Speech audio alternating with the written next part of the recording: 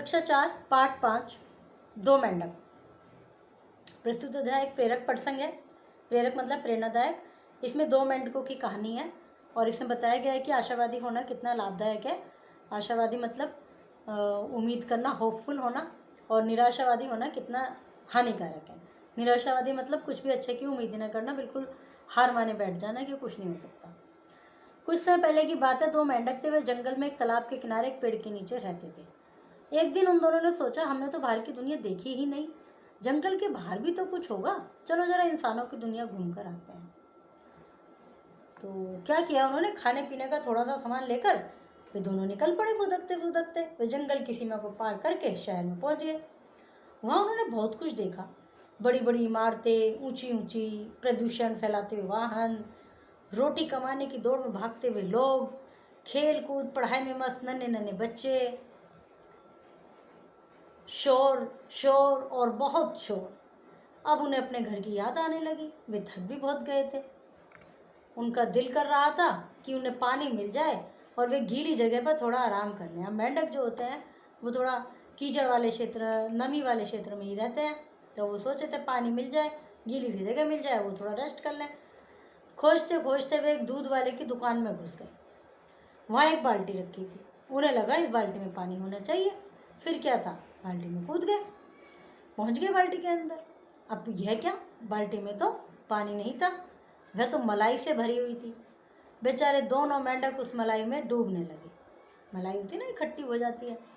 उनका दम घुटने लगा, सांस फूलने लगी, आंखें पलटकर बाहर आने लगी। वो तो बिल्कुल ही होश पस्त हो गए, उनके तो होश फाख्ता हो गए। एक मेंढक ने सोचा, मेरा तो अंतिम समय आ गया, हाय रे मेरी किस्मत, शहर आकर इन अनजान लोगों के बीच मरना ही था, मरना ही था बस। उसने अपने ईश्वर को याद किया और मौत का इंतज़ार करने लगा। मतलब उसने उम्मीद छोड़ दी, निराशावादी हो गया। यहाँ आइए अब निराशावादी का उदाहरण। परंतु दूसरे मेंढक ने हार मानने को तैयार नहीं था। वह कोशिश करने लगा, किसी तरह उस मलाई की भरी बाल्टी से वह बाहर निकलने की कोशिश करने लगा। ऐसे ऐसे कोई ट्राई करता रहा, अपने पैर जोर जोर से चलाने लगा। अब पता है क्या होता है, मलाई को यदि चला दें तो, चलो देखते हैं, पहले इसे ही पढ़ लें, हो सकता है इसमें लिखा हो। फिर भी उसने अपना दिल बाल्टी से वह बाहर निकल आए। मतलब वो ट्राई करने लगा, कोशिश करने लगा कि किसी भी तरह उस मलाई की बाल्टी से बाहर निकलना है उसे। वह अपने पैर जोर जोर से चलाने लगा। फिर बहुत कोशिश करने पर वह बार बार फिसलने लगा। फिर भी उसने अपना दिल छोटा नहीं किया, हिम्मत का दामन नहीं छोड़ा। वह लगातार कोशिश करता रहा और अपने पैर चलाता रहा। अब यहाँ आ गया आशावादी का उदाहरण कि वो आशावादी रहा और ट्राई करता रहा। अरे यह क्या, अचानक उसने देखा कि वह तो ऊपर उठने लगा। क्या हो रहा था, उसके जो लगातार जोर जोर से पैर चलाने से मलाई भी हिल रही थी और वह मलाई मक्खन बनने लगी। आपने देखा ना, जब ऐसे मथते हैं, अब तो बिजली के हैंड ब्लेंडर से कर लेते हैं और एक इलेक्ट्रिक वो भी आती है, उससे मथ लेते हैं। लेकिन पहले ज़माने में क्या करते थे, मलाई को ऐसे ऐसे मथते थे। और अभी भी कुछ लोग चम्मच से ऐसे ऐसे हिलाते हैं उसको, उससे मक्खन निकल जाता है। तो वही काम इसने मथने का काम कर दिया मेंढक ने, पैर चला चला के, तो उसमें मक्खन निकलने लगा। तो वह मेंढक में उम्मीद की लहर दौड़ाई। वह बहुत तो थक चुका था, अब जब उम्मीद हो गई तो उसमें दोबारा से एनर्जी आ गई, उन्हें और चलाया। फिर क्या था, मक्खन बनता गया। आखिर में उस मक्खन के ढेर पर सवार होकर वह मेंढक ऊपर उठने लगा। जब मक्खन छाछ के ऊपर तैरने लगा, तब साहसी मेंढक ने उस बाल्टी के बाहर छलांग लगा दी। अपनी हिम्मत, लगन और मेहनत, जीने की उमंग के कारण वह बच गया। परंतु निराशावादी मेंढक बाल्टी में डूबकर मर गया। मुश्किलें सबके रास्ते में आती है, पर ईश्वर हमें उनको मुकाबला करने की शक्ति भी देता है। इसलिए शक्ति से काम लेते हुए साहस बनाए रखें, संयम बनाए रखें।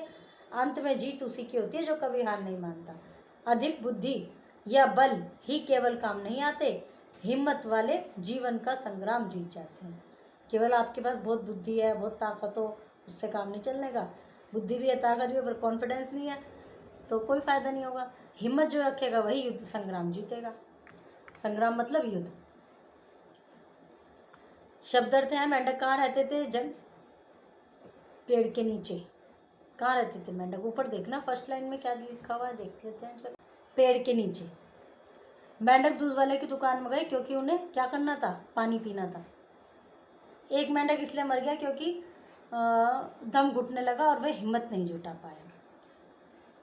वाक्य को पूरा कीजिए, सही मिलान कीजिए। ऊंची इमारतें, शोर शोर, मेंढक पानी, मक्खन छाछ। प्रश्न उत्तर। क्या होता यदि पहले वाले मेंढक ने हिम्मत दिखाई होती? यदि पहले वाले ने हिम्मत दिखाई होती तो वो भी शायद थोड़ा ट्राई करता, वो भी बच जाता।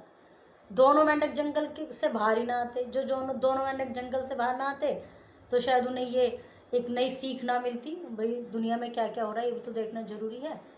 प्रदूषण व शोर ना होता तो कुछ नहीं, हमारा जो वातावरण है बड़ा शांत होता, स्वच्छ होता। वे दोनों दूध वाले की बाल्टी में जाकर छलांग न लगाते तो घूम घाम के आ जाते वापस। दूसरे वाले मेंढक ने भी हिम्मत का दामन छोड़ दिया होता तो दोनों ही मर जाते। संज्ञा छाटिए। संज्ञा क्या होता है? किसी व्यक्ति, वस्तु, स्थान के नाम को संज्ञा कहते हैं। और जो भी हमें दिखाई दे रहा है, सुनाई दे रहा है, सब संज्ञा ही है। जैसे भीष्म संज्ञा है, बचपन संज्ञा है। भीष्म वो वाली संज्ञा व्यक्तिवाचक संज्ञा, बचपन भाववाचक संज्ञा, देवव्रत व्यक्तिवाचक संज्ञा, हसनापुर व्यक्तिवाचक संज्ञा, राजा जातिवाचक, शांतनु व्यक्तिवाचक, गंगा व्यक्तिवाचक, पुत्र जातिवाचक। ये सब संज्ञाएं हैं इसमें। वेदशास्त्र जातिवाचक, शिक्षा भाववाचक, वशिष्ठ व्यक्तिवाचक, कौशल भाववाचक, परशुराम व्यक्तिवाचक, शस्त्र शास्त्र जातिवाचक, निपुण भाववाचक। इनके विलोम शब्द लिखने हैं। वर्ण विच्छेद कीजिए। ई प्लस मैं प्लस आ प्लस रे प्लस ए प्लस ते प्लस ए, मात्रा वाला ए। तो इस तरह से इनके वर्ण विच्छेद करने हैं। वचन बदल कर लिखिए।